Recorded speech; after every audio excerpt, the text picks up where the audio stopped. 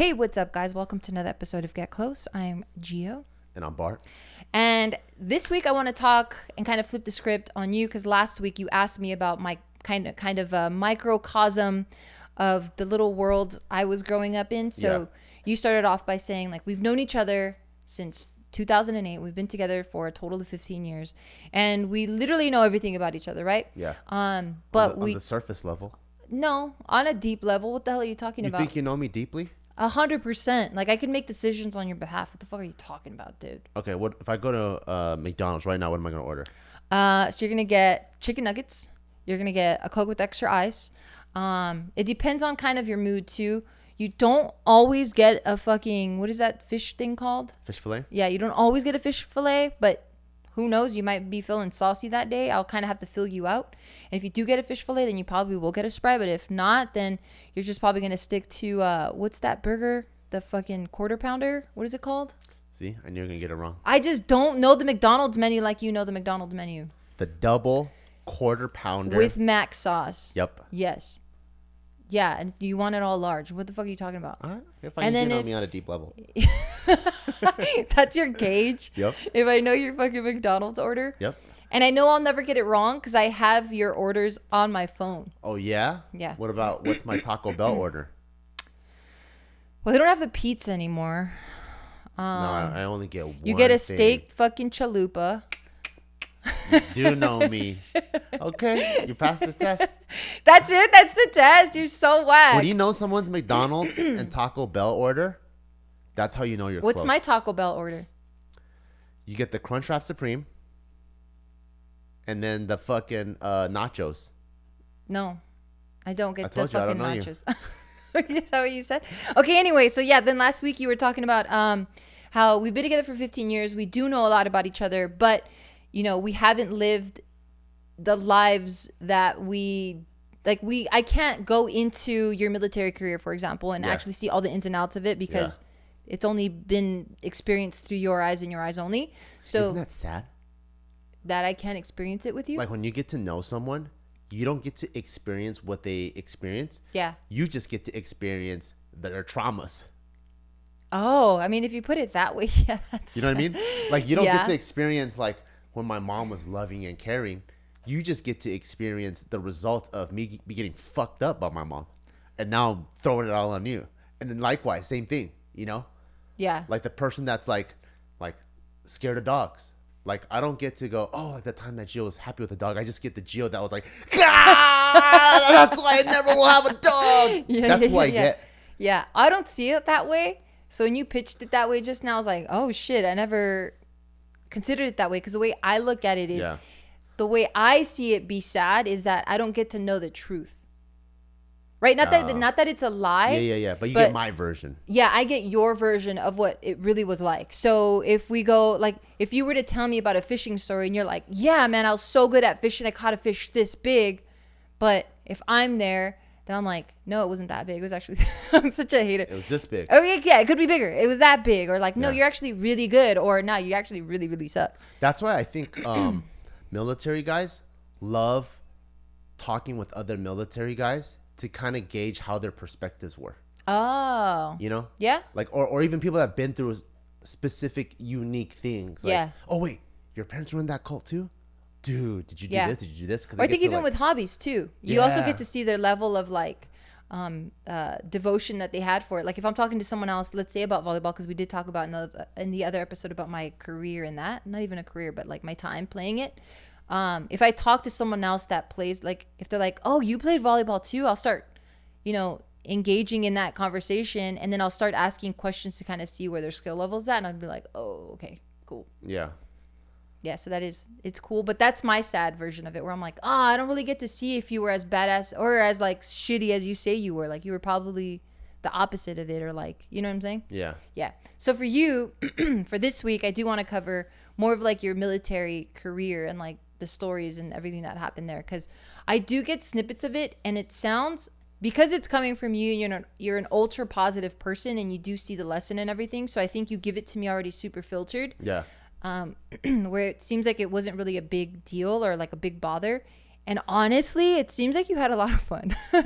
Like the stories sound gnarly because sometimes you're getting your ass beat and you're getting like clowned on, and it just sounds like it was like physically excruciating, but it sounds like it was always fun times. Well, I think military teaches you how to have fun. You know how like, what do they say? Like there's a phrase that's like the hardest present makes your fondest memories. It's like that. Yeah. Where like the military is like the ultimate definition of that. Like when it's fucking hard as fuck and you want to quit and like nothing is going your way. Like there's a term in the military called embrace the suck. Like don't fight it, just embrace it. Like give me more, give me more. Those are the stories that you share over campfires. Yeah. Not like, oh dude, I had a whole pound of like Sara Lee pound cake and it tastes delicious. Everyone's like, you don't remember that shit. This guy's boring, you know? So like, I think the military is the definition of how do you make hard things fun. Yeah. And I think the better you are at it, the better you do in the military. Yeah. Okay. So, what is a memory right now that sticks out to you? The one that has been sticking out as of recent the most is my 2-hour fire watch every night. Okay, so explain that. What is a fire watch? How old were you and how'd you get into that? How did that happen? So, when, I don't know if you do this, but like I've been working out for a long time since I was 15. I'm 39 this year, so 24 years. And I like to kind of gauge myself with myself to see like, oh, is my cardio better than before? Is my strength better than before? Do I feel like I have less T than before, or am I recovering? Testosterone. Like I like to gauge, you know, I'm like, is my recovery slowing down? Because everyone says, you know, once you get to a certain age, like, you're a scientist. I don't do that. Yeah. So I'm like, do I feel like it takes longer to recover? Do I feel less mobile? Do I feel less like drive to train? Like I like to like kind of piece all those things together. And when I piece them all together, right now, I actually feel like I'm in the best shape of my life. So at my current weight, this is the strongest I've ever been. Recovery wise, I don't feel if I do squats, I can't move for 3 days. Like I don't feel that, you know, I don't feel that. I don't feel like I have too much saggy titties just yet. Cause I know like it's inevitable. One day I'm going to look like Arnold Schwarzenegger where everything just droops now. I feel like I'm still kind of like perky and tight. And my cardio is the best it's ever been. So because of that, it makes me, and I have actually good vision. So when I take all these things, I'm like, dude, like at 39, I feel like I'm in my peak shape and I'm at my best self. So I take this person and I'll plug it back into old phases and go like, do I think would I have succeeded more than I did in the past, you know? Because like, you know, like one of the things that we talked about was like a few years ago, I was actually thinking about re-enlisting just because I didn't really feel like I got the most out of my military career. And I felt like, to me, and a lot of people might not agree, but boot camp to me was extremely fucking hard. The Marine Corps boot camp. And then I think back, I'm like, why was it so fucking hard for me? And it was. So you're saying a lot of people don't agree that boot camp is hard? No. Boot camp is for sure hard. Okay. And the Marine Corps boot camp is for sure the hardest. But there's a lot of people that don't think they were on the verge of quitting ever. They just realized it was hard. But for me in boot camp, I felt like I was on the verge of quitting almost every single week. I just toughed it through all the time. And I think back, and I think the hardest thing that made it so difficult was my 2-hour fire watch, because I got framed for something in the beginning of boot camp. So in the beginning of boot camp, so in boot camp, they have as much physical training as there's fucking what they call like fuck games, like mind fuck games too. Yeah. Because you need to be mentally tough. Yeah. And physically tough. So physically, obviously, you're doing jumping jacks, pull-ups, you're running 5 over 5 miles a day. Yeah, but that's psychological warfare. Yeah, you have that. Then randomly, everyone's standing at attention at their bunk. They're like, oh, okay. So I know someone in here stole the peanut butter from the chow hall. And you can go down and probably do a polygraph test, fucking hold their pulse, and you'll find out no one stole anything. It's just an excuse to play fuck games now. So now everyone open your fucking Foot Locker, which is like the little locker that you keep all your shit. Dump it on the fucking ground now. So everyone's dumping all their shit on the ground. The drill instructor flying through the middle, kicking everyone's shit, like kicking my clothes into your clothes, his underwear into his underwear, making you take off your boots, him put on him, taking the beds, throwing it on the ground, the sheets, pillows. Just imagine a fucking tornado goes through. All right, now you have 60 seconds to clean this shit up. Now, 60, 59, 58, 57, and everyone's just mind fuck games to the max, you know? And in one of those mind fuck games, I forgot how, but I got in trouble for something I didn't do. So I got assigned 2 hours fire watch. And what fire watch is, you know, at a military base, when you're camped out, like let's say you're going to go to war, not everybody can go to sleep because the enemy can come and just fucking kill your ass, yeah, right? Of course. So every single hour you have one person assigned to wake up within that hour and kind of do a patrol and make sure everything is cool. So it might be like you have 9 o'clock shift. So you go, you're walking around at 10 or maybe 9:45, you come wake me up. Hey, Quan, it's your turn. So I put my clothes on, and then you can't go to sleep until I'm up to make sure that the baton is passed. I'm up. I go walk around 10:45, go to someone else. Hey, it's your turn. And then they wake up. And so that way So everyone only had 1 hour, but you had 2 hours? Well, there's 90 people. So some people don't even have it every night. You know, some people might only get it like once a week, like 1 hour a week of sleep missing. Or some people might even get it once a month because there's a lot of people to rotate. They just want to make sure you get a taste of it, not that it's a punishment. I got 2 hours every night. So if everyone is already... What did you do? I forgot, but I didn't do it. And so every night, if everyone only slept 6 hours, I only slept 4. And that happened the entire, what is it called? 3 months? Second phase of boot camp. Second phase is when you go into the mountains and you learn how to shoot and stuff. How long was that? 30 days. And that's when I remembered having a fever the entire 30 days of boot camp. So I think that's why it was so fucking hard. Because I remember like, you know when you have like body aches and pains? Yeah. I remember we'd be getting on gravel and you're learning how to shoot from the prone. And I would go and I'm like, oh, like my elbows would fucking ache and everything was hurting. And I'm like looking around. I'm like, fuck, is it just me? Because no one knows what a month-long fever feels like. And body aches, you know, so I'm like, what the fuck? And then I feel really lethargic. I can't really move or anything like that. And then finally, the final culmination is when I got strep throat at the end of it, and that's when I was like, "The fuck is that? Phone?" You? Oh, that was when my body was burning hot like crazy. So I wanted to make sure I finished the Crucible. The Crucible is like the final event in second phase 2. It's like the hardest event in boot camp that you have to finish before you become a Marine. At least you didn't. I mean, not that I expect you to, but that's tight that you didn't go. I don't want to bitch out on that. I wanted to make sure I finished the Crucible because from the beginning, everyone tells you about the Crucible. It's like a 3-day event, 50 miles on foot, full pack, go do all these like 10, 20 obstacle courses and stuff. So I want to make sure I did that. So after I did that, I came back. My body was on fire, and that's when I go douche, douche, douche, and that's when you can request attention from your drill instructor.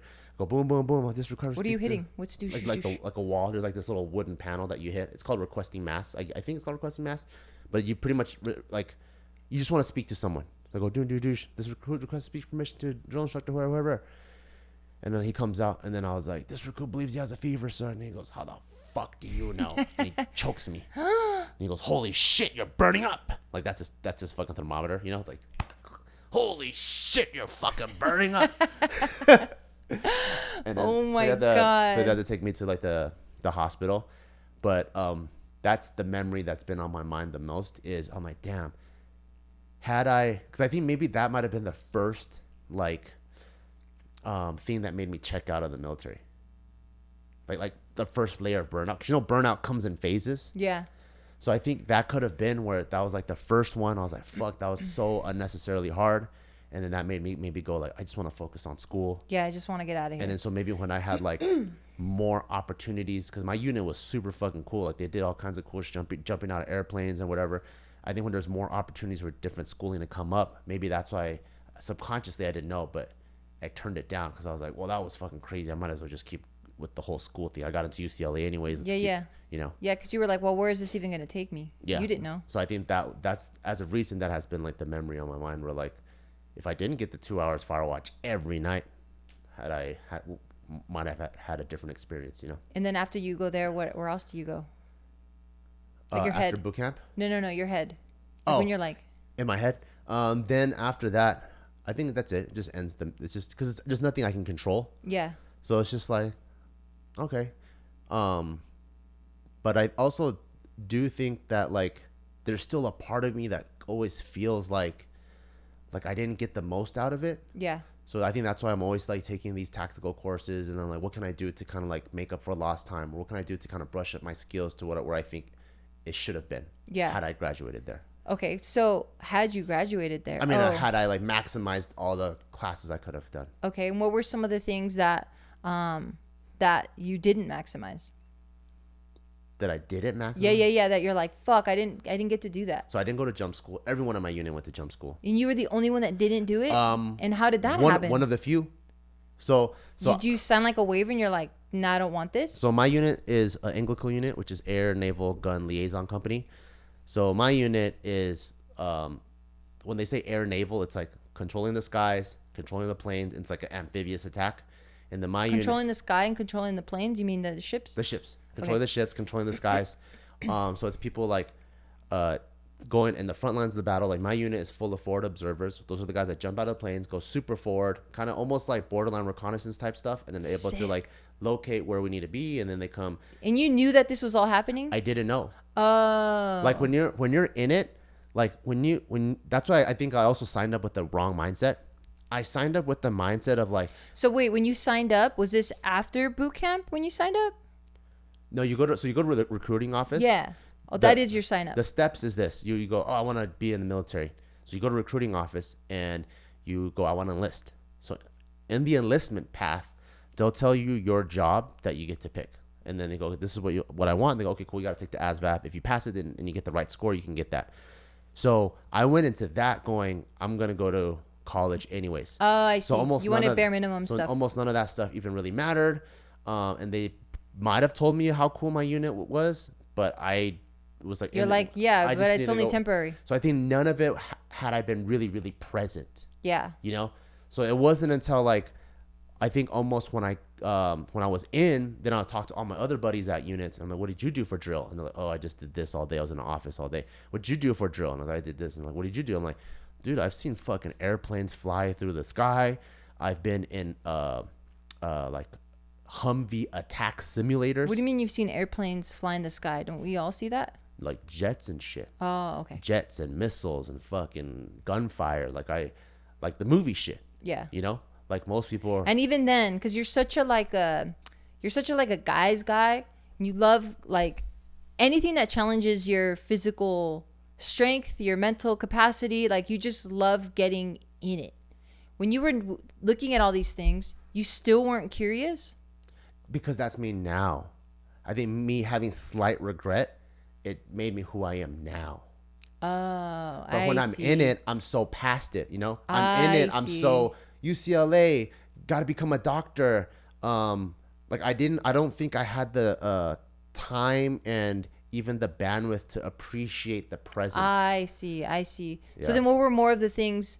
So yeah, I know I didn't let you get into how you were able to not go to jump school. Yeah. But what were some of the things that you got to experience then? Looking back at it. That made it cool? Yeah. So, or just in general, I guess. Just anything, any memory that you have. I had the coolest fucking unit in the world. I swear to how God. so? So like, so my job is supply. Yeah. Usually supply guys, they're in a warehouse because they're keeping track of inventory for the whole unit. Like anything that you need. Literally from highlighters to staplers to first aid kits to your Kevlars suits, to everything. Yeah. Everything you need. Kevlars, yes. Yeah. That's literally what supply does. So all my supply friends are in a warehouse.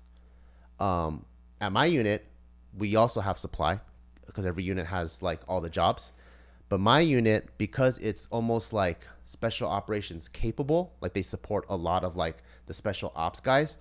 My unit does a lot of cool shit. And with a cool unit comes a cool culture. So for example, a typical unit might be like, all right, guys, we're going to go on a 10-mile moto run. Moto run meaning like, let's just get the whole group together and we're going to have some camaraderie. It has nothing to do with requirements or anything. Let's just go and then we'll struggle together. They might go, oh, the admin guys, you guys stay back. You know, they might just be like, it's cool, like exclude them. In a more elite unit, there's none of that.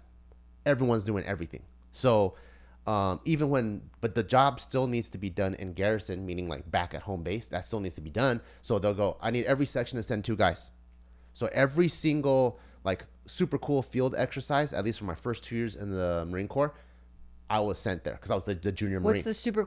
What's one of the super cool fields? So I'll explain some of them. But like all the field training exercises, which in retrospect is what looks cool. It's tough in the moment, but in retrospect, that's the cool shit. Like the 20-mile hikes, the 30-mile hikes, those things. I got sent to all of them. So I think that even had further burnout. Oh, I bet. Because I got there going, okay, cool. I'm just doing supplies. I'm gonna do supply. I just want to inventory some shit. I'm gonna study. I'm gonna get in. I'm gonna go to UCLA. I'm gonna do whatever. And then I remember showing up like on a Thursday and thinking I'm gonna go home at 5:00. They go, no, you're staying. You're gonna get on that bus. You guys are going to Camp Pendleton. I'm like, well, shit. When am I coming back? Sunday night at like 8 or 9. I'm like, the whole weekend? They're like, yeah, because you're going. And I'm like, what the fuck? And then so for the first 2 years, my college was fucked. But I did cool shit. So one of the coolest things I experienced was in the military, you always hear like these cool like special ops stuff, like special operations, like secret, like units and stuff. And with Instagram, a lot of those guys come to light. A lot of people know David Goggins. A lot of people know Tim Kennedy because their situations and stories are so unique, it becomes widely publicized. But before the age of social media, like knowing a Navy SEAL's existence or a Force Recon's existence, it's like a unicorn. It's like you never meet them. It's a unicorn. Yeah, you meet a ton of people from the Army, a ton of people from the Marine Corps, whatever, but you don't meet their why would they be there where you're at? Yeah, but you always hear these things, and then you hear that they go by their own rules. And you're like, oh shit, what the fuck? So one of my first training, we went into Camp Pendleton, and then past the initial guard gates, we would go to another, like 2 other almost like gated communities within the community. And then I saw something that said like MOUT or whatever training. And there are certain training areas that you go, wait, I know that. That's where I heard. That's almost like going, like entering into Area 51. When you go into Area 51, you're like, this is where I hear the aliens are. Like you would hear like certain terms and you're like, oh, that's where I overheard that Force Recon or Navy SEALs train or whatever, So I would be in the bus and we would enter. And then, and in the Marine Corps, everyone goes by rank. One person that's one rank above you, you're like, yes, Corporal, yes, Sergeant. And it's like it's almost like being Korean. Like I'm 3 months older than you. Bow. It's like that. So it has that feel. When we got there, this corporal, which is not too high of a guy, comes up and then talks to our commanding officer, like buddy. Hey, what's up, man? Like, you never say man. It's like, yes, sir, no, sir, if you're talking about officer. Hey, what's up, man? All right, cool. All you guys are here. Like, very just conversational. And I was like, who the fuck is this guy? Like, because I also heard in the special operations is very relaxed. So I'm like, oh. Yeah, you've already made it. Yeah, I'm like, is this guy one of those mythical creatures? And then I look, he's wearing camis up top and he's wearing denim jeans at the bottom. You never mix and match clothes either. And I'm like, oh, fuck, this is fucking him. This is fucking him. Did you cream? I almost did. Yeah. We walk inside. Then you see dudes with beards. You see dudes with like earrings and shit. And why are beards so crazy? So back then, you have to be clean shaven. Now there's a lot like, if you see anybody in military uniform and they have full beards, it's more than likely they're special operations and they're trying to like integrate into the countries that we're in. So seeing someone with a full, like even a 5 o'clock shadow is no. So we go there, guys with full beards, not like clean haircuts, earrings. And I was just like, oh shit, I'm amongst these motherfuckers. So that was really cool to even like be in that environment, like go into like a, like, when you watch like a Marvel movie, like top secret, high clearance and the fucking barbed wire on top of the fence, like that kind of shit. Yeah, I'll never experience that. And then I have buddies that are even in infantry that are supposed to be training with guns and all the time. And I'll tell them, have you been to this part of Camp Pendleton? They're like, no, they've never been because they don't need to. That's not part of the mission, So I've seen people like that. I've also seen like cutting edge technology, like, because keep in mind, I was in the military from 2003 till 2009. So this is like almost 20 years ago. I've been in like combat simulators. So like imagine a room that is full of a 360 projector screen. Nice. And you're in a Humvee, like a true Humvee, and you're manning a machine gun and people are popping up out of buildings and you're blasting them. So imagine like the most high-tech video game you've ever played. And you got a driver and you're shooting and there's still buckets around in case you get car sick. You could just throw up and then keep blasting back. Like shit like that is like, you're like, this is where Navy SEALs train, because this is like the closest you can get without hurting people, without wasting ammo. And only small units can come in and do stuff like this. You know, and like your unit got to do my unit got to do stuff like that. Like if you have a big ass fucking unit with like fucking, I don't know, 1,000 people, you can't run 1,000 people through that simulator. Yeah. But ours is like small. There's only a few hundred of us. So I got to, and from my section, I was one of the younger ones, so they send me all the time. So I got to do like shit like that. And why does your age matter that you're the younger one? Because it's kind of like a fraternity. So the young cats do all the bitch work, and they do all the shit that no one else wants to do. Like no one wants to. So because it sounds like none of that sounds like bitch work. It sounds awesome. It's because it's how you get there. Oh. So in the Marine Corps, you get everywhere on foot. So everyone knows it's 20 miles to get there. So do you want to spend Saturday getting somewhere on foot with your full fucking 60-pound pack, or would you rather be in garrison, which is back at home base in AC? You could drive out into town during lunch, get yourself some tacos, you know, be behind a computer. Send the fucking newbies. Yeah, or like hit the weights, you know, because you're not at war. So back at home base, you're not doing all those things. You don't want like the field life. Field life is 4 a.m. mornings, MREs, no shower, gunk on your face, or AC, shower every day. Got it. Restaurant but food. That's not even cool. You don't see the cool shit there. You don't see the cool shit here. But you're comfy as dumpy. you get more senior, you've already done this. So you're like, okay, Quan, you're going to the field, you know? Got it. And then, so if you're not present, then you're like, fuck, I want to stay in garrison so I can study and do all this stuff. Yeah. But if you are, so if I could turn back the hands of time, I would go with a completely different mindset. I'm like, for sure. Fuck yeah, we're going to go do this with these people. Then I would have said yes to all the super fucking cool schools, like, you know, jump school, like combat water survivor school, dive school, all that. Yeah. SEER school. So going back to it, why was that so cool for you? Because it seems like you just met people. Obviously, these are high caliber people, but why was that so cool of a memory for you? The first story I said?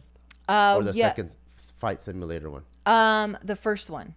So it was cool because I got to meet them in their environment. I see. Like I meet David Goggins at the Bellagio signing books. Got it. Right? I'm not like he's wearing fucking Under Armour rash guards or some shit. Yeah, got it. You know, it's like it's different meeting Jocko in Afghanistan. For sure. And we're on the same team and we're training. You know? Than him like at a book signing or some shit. Yeah, or even meeting Michael Jordan when he's on the Bulls. Yeah, we're playing versus later on he's at Nike signing autographs. Yeah, not cussing, like super clean cut. It's different, yeah. Like I'm in my boots, my camis, my shit. I'm training with you. We're gonna go fucking clear rooms together with you guys this did guy. that? Yeah. How fun! Like like I've seen like those room clearing houses. I don't even know what they're called anymore, but it's technically a 2-story building, but it's only 1 story. Does that mean that you got to do it with them, alongside them? With them, yeah. So you're in the room clearing rooms, and then the instructors are above you, and they can see kind of like that movie SWAT, where you can see all the movement, and they know where they plan the bad guys and all stuff like that. Yeah. How did that feel when you were like, oh shit, I'm with them right now? So when to see them in action. When I see them in action, that's dope. And then when it's time for me to do it, I'm like, can I go back? Because I have my biology book that I copied. Oh my God. I know I was so not present. I had my biology book that I Xerox copied in my cargo pocket because I need to study for my exams. So like every single day that we trained, I couldn't wait till like I forgot the fucking military word, but pretty much it's like you camp out now. You camp out for the night. You pull out your sleeping bag. I couldn't wait so I can go back to study. I was so like checked out. I know. That's why like it made me want to re-enlist so bad, because I'm like, man, I fucking missed out on so much stuff because I had the wrong mentality. Yeah. Wow. So you were like with the Michael Jordans and you were still like, oh God, get me out of here. Yeah. Like imagine like being at an all-star camp and then you're like, dude, I gotta study for biology. Versus like, and you're not even in biology. Yeah, versus like fuck biology. Like this is once in a lifetime. Crazy. If you flunk this class, you could take it in the spring and the fall. Yeah. Again, you can graduate college next year, the year after that. Like it's always gonna be there. This experience is gone. I can see now. I have such a better understanding. Yeah, and that's why every guy that I meet in the military right now, they go, oh, I see the same thing in their eyes, you know. Oh, I can't wait to get out. I'm gonna be a real estate agent. I'm gonna be a cop. I'm gonna do whatever. And I'm like, no, your career is right now. Trust me. I'm like, these memories right now, get the most out of them. Or even people that are like bodybuilders, you know, because like we have to run so much in the Marine Corps that they're like, oh, I gotta go PT. But later on, you're like, that's your foundation for the rest of your life. People don't want to lose their gains and shit like that. And I'm always like, no, dude, your career is right now. I swear to God, get the most out of it because you only have one time you can do this. Yeah. Bodybuilding, being a cop, real estate agent, all that other stuff, you can do it way later as much as you want.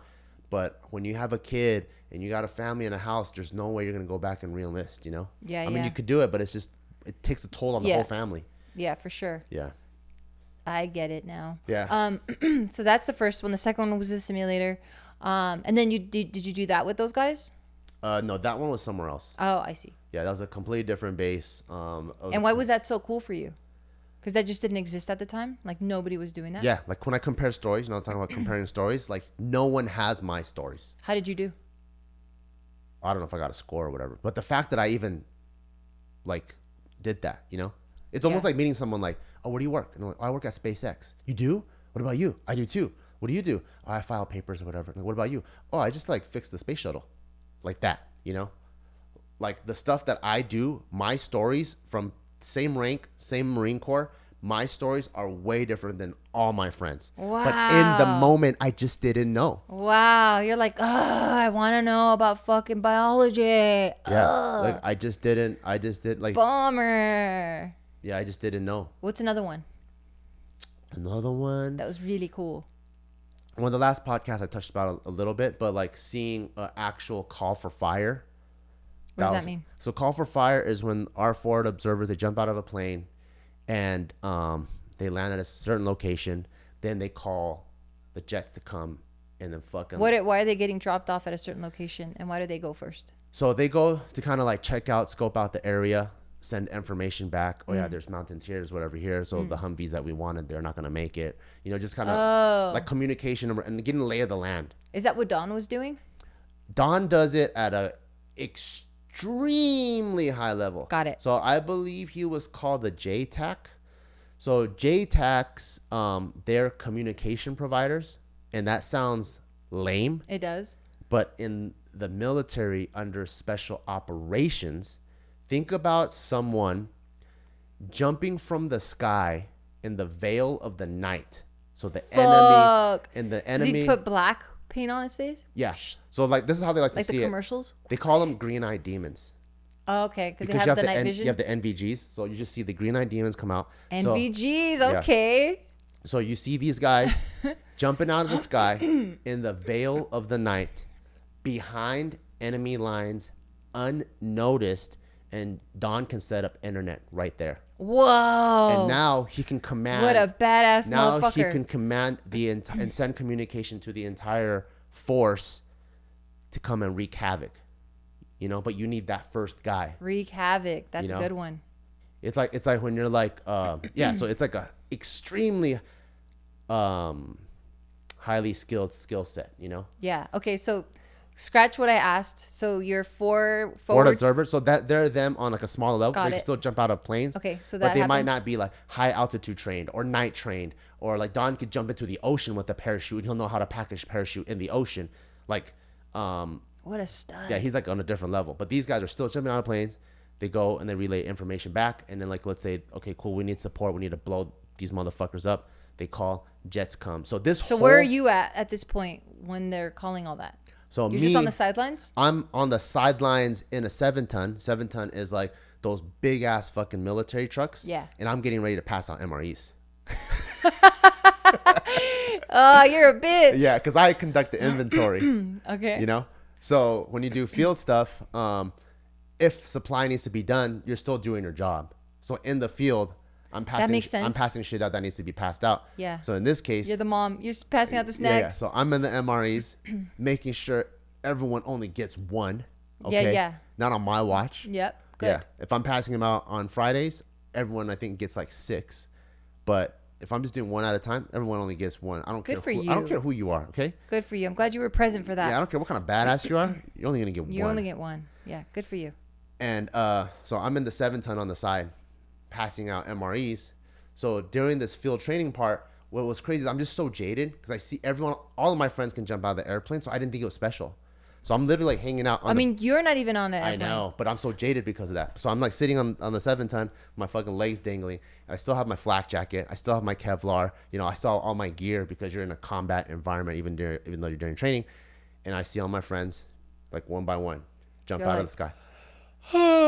Honestly, that's how I'm like, fuck, I was so fucked. And I see all my friends jump out, and you see one parachute, one parachute, one parachute, one parachute, one parachute, and you see them come down.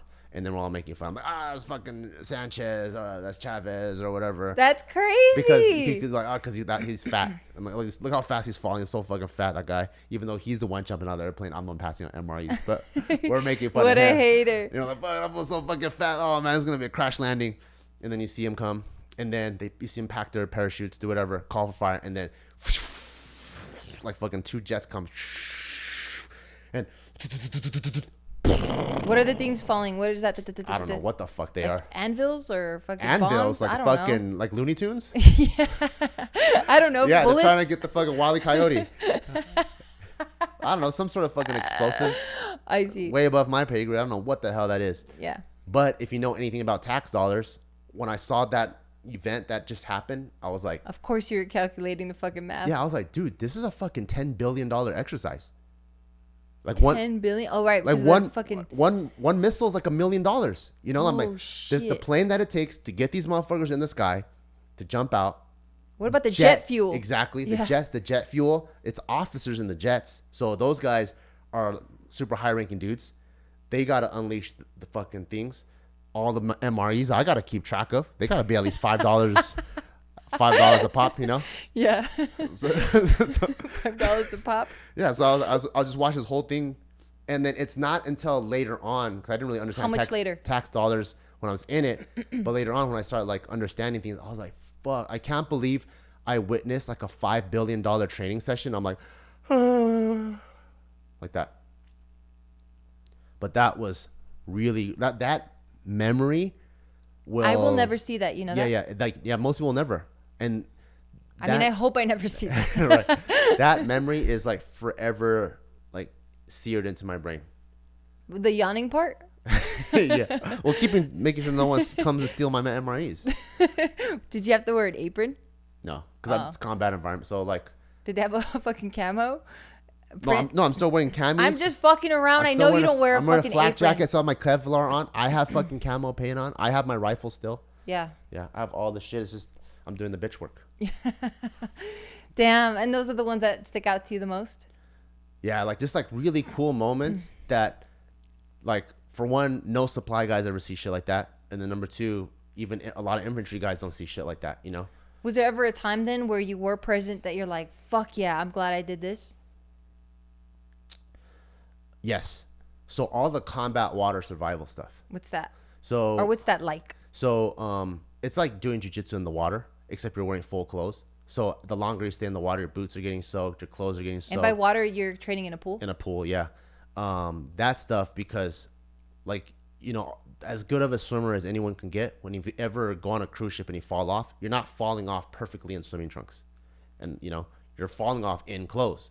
So, like, during those moments, because I actually really love the water, I was like, oh shit, this is dope. This is like how I would actually need to learn how to swim. I need to learn how to swim. Yeah, I don't need to learn about fucking jets and bombs. Boring. Yeah, like I need to learn how to swim with clothes on. Yeah. So all of our combat water survival stuff, it's like with clothes on. And so what is that like? And usually in a regular pool, you're not allowed to jump in with clothes on. So I think it's probably the rebellious. If it's your own pool. Yeah, it's like the mischievous nature of it. Like if I just go to some community pool and I just jump in with like t-shirts, shorts, and shoes, yeah, they're like, get the fuck out of here. Yeah. So I think the nature that we need to do that right now. All right, Taika. I'm like, this is pretty fucking cool. So why was it cool? Just learning different swim techniques, stroke techniques, how to turn in your blouse into like a life jacket, how to turn your trousers into a life jacket. How do you turn your trousers into a life jacket? Well, you take them off, and then you tie a knot at the bottom of the leg, and then you start blowing it. You gotta wet it first so that the air doesn't leak, and it turns almost into a balloon. You start blowing air. Well, you first go like this. This is to get your biggest waft of air. Then you get your belt, you cinch it. So now it's almost like, when you get a latex glove and you blow enter and you tie it, now it becomes like this. Then you put the pants over your neck. Oh, cool. And then you take the 2 legs and you wrap it in front of you. So now it's like a life jacket, and you constantly have to splash water on it. Yeah, so it doesn't dry. So yeah, it doesn't dry, because if it dries in the air, it leaves. So you keep going like that, and you can stay afloat for quite a long time like that. Like what, 20 minutes? An hour? I don't know. We never tested the limits of it, but it works. You can tell this motherfucker works. Yeah, sick. Okay, keep going. So like shit like that, I really, really enjoyed. And then also like the drowning aspect, where like you have to do these things where you have to save a victim. And of course the victims are swim instructors. They're panicking. So they're going to come and drown the fuck out of you. Like that's what you do, straight right? rear naked, dunk you into the water. Yeah, that's a different panic. Why are they doing, what are they trying to, are they the enemy? Well, they're trying to make it unrealistically hard so everyone else is easy. Oh, I see. So you actually don't swim and save them. Like if this is the swim scenario. He's coming to you? No, I turn around. So I'm facing that way so that your instructor's behind you. And then you tread water and you go backwards. And you don't know when he's going to grab you. And he's splashing water in the back of your head to like build anxiety the whole time.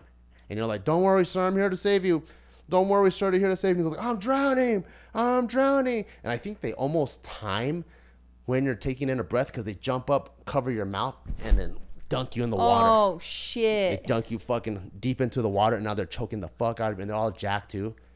And then so what you're supposed to do is scoop water this way like a Y, because people that are drowning don't like going deeper.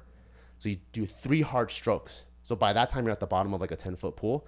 Then you feel for like pressure points, which is in the armpit, and you press deep into the armpit, and then you peel them off and throw them off, and then you go to the surface. So you just let them drown? Well, you come back up, make sure you're like 5 feet away. Because they're probably going to work themselves back up. And then you go, sir, don't do that again.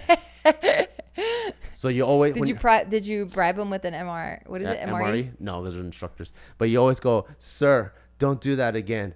And then please hold out your arm. So every life saving starts with an attempt of them drowning you first before you save them. Oh shit! Because that's supposed to be like realistic, I guess. Yeah. Yeah. So like that stuff was actually pretty cool. Yeah, I'm glad you were present for that, because that is cool. But even stuff like that, where like I had a chance to go to the water combat survival school and become an instructor, and I love the water, and then I didn't go. Like I had chances to go, so like I go to SEER school, which is like survival, evasion, whatever school, where they teach you how to like kill a bunny with the bare hand, skin it, what parts you can eat, what parts you can't eat. You get locked in a box for 17 hours, like hostage style training. So much fucking cool shit that almost all my friends did. I'm like, oh, where'd you go? I didn't see you for 2 more or whatever things. And then they'll be like, oh, I was at SEER school. I'm like, oh, okay. It just happens so much. And how do they do it? They just sign up? How were they doing it and you were so unaware of it? So they would either sign up, or if it's part of their job, it's in their pipeline. Oh, I see. So for example, like a Navy SEAL, when you sign up to be a Navy SEAL, it's already lined up. Of course. Like BUDS, jump school, dive school, weapons training, land navigation, like all of it's already lined up. So Navy SEALs are actually like, I think like 2-year pipeline. Like they're in school for like 2 years before they hit their unit. So when you're in the military, if you have gaps, you go to your unit and then go to the school. Go to your unit and you go to your school. So some guys, they get to the unit first, and then they're not technically a fully qualified like job yet, and then they get sent to their school, and then they come back to the unit, go to school, come back to the unit. Yeah. So if like that unit needs like a specific position, then what do they get someone in their unit to be like, okay, hey, we need this guy, you qualify for it, so now go to school, and then bring it back here? Yeah, they could do that. Oh, cool. Or they send it to Marine Corps Command and go, hey, we need a guy like this. Oh, and then they send that. And then that's like their HR, and they'll search like, who do we have that can do whatever, and they send them. Yeah. So that's how people transfer units and stuff too. Yeah. Yeah. So would you say then that like because I just feel like you don't really remember much because you were so checked out. I mean, I remember quite a bit. Yeah. I feel like I've still been able to share a lot of stories, Yeah. because a lot of it was so cool. But it's just the mindset that I was in at that time. I wasn't really absorbing it all. And then that's the only part that I feel like, that's why I always tell you, I'm like, I totally see myself being like a part-time firefighter now, part-time cop now. Yeah. Or like, I told you I even want to go to paramedic school, like to get trained up. Yeah. I guess before I didn't really understand it because I didn't get this level of like depth So you did in the get to story. know me on this podcast. Yeah, more. for sure. That like I'm like, okay, I can see, you know, because you would tell me on the surface like, oh, jump school, and I'm like, oh, okay, you jump out of a plane. But I think now putting it together in story format and then like showing me the perspective of people that were actually down to do it, or it was in their pipeline. Yeah. And you kind of just seeing it from the outside perspective, as checked out as you were. And then hearing that experience, I'm like, fuck, that sounds so sick. And I can see why you would have this big regret. Yeah, like, you know when you go on base? Yeah. And you see someone. I don't know. I've never been on base. But let's say you go on base. Okay. You see someone with wings. That's people that jump out of planes. Right. That's like someone rocking a Rolex. So on base, you're like, oh, fuck. And you could have had that? Yeah, like they got wings, right? Yeah. That's silver wings. That means you only did a certain amount of jumps. When you I get see. gold wings, you're like really up there. And you're like, oh, fuck. That's like having a gold rollie. At my unit, so if you have wings, you wear it all the time because it's so fucking badass. Why would you never wear it? Just like if you have a rollie, you wear it all the time, yeah, right? but why would you not wear it? At my unit, so many people have wings. Most of them don't wear it. That's how many people had wings. And that's why I think for me, it was so nothing. Wow. You know, because for them, they're like, I don't need to wear it because we all have wings. We all jump out of airplanes. So it's like that. But why wouldn't you put it on? Like, I thought it would just, you don't take it off of the uniform. Or you have to take it off? You have to take your... Yeah, you have to wash your uniform and stuff. You can't wash it together? No, it's like a metal like badge. So they take it off and on. Why not leave it on? You have to take it off to put in the washer. I mean, what would happen if you don't take it off? Probably get scuffed and start chipping and stuff. Oh, I see. It's metal. You know, it's like throwing a Rolex in your... I see. It's ding, ding, ding, ding, ding, ding. I see. But that's how crazy it was. So I had that attitude. But so it's like having you know who has this attitude? Black belts. Black belts in jiu-jitsu, like you'll go like, wait, aren't you a third degree? And they're wearing a black belt with 0 stripes on it. Because to them they've already hit it. So it doesn't matter if it's 1, 2, 3, 4, 5, 6, 7. They don't really give a fuck about the stripes. So, you know, like Taika's jiu-jitsu coach, I think he's a 3rd or 4th degree.